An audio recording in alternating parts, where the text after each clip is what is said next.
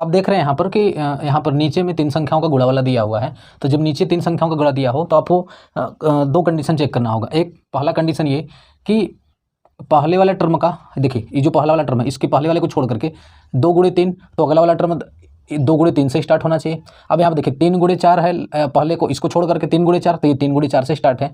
और एक कंडीशन और चेक करना होगा आपको कि इसका अंतर समान होना चाहिए सब में। तो आप देख रहे हैं 2 में से 1 घटाएंगे 1, 3 में से 2 घटाएंगे 1, अंतर समान है।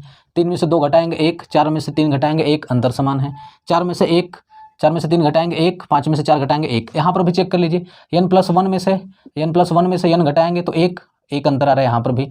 अब इसमें से इसको घटाएंगे, n+2 में से n+1 घटाएंगे तो देखिए n से n कैंसिल, 2 में से गया 1, यहाँ पर भी अंतर 1 यानी बराबर अंतर आ रहा है।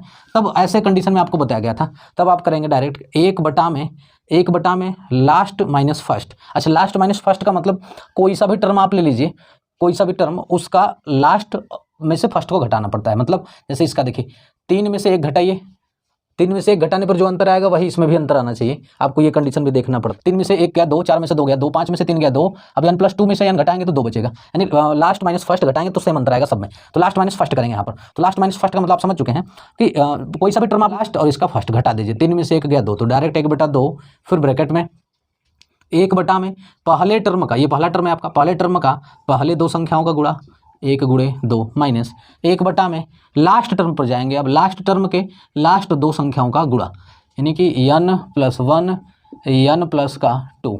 अब इसको हल कर दीजिए तो देखिए 1/2 माइनस का 1 बटा में n+1 n+2।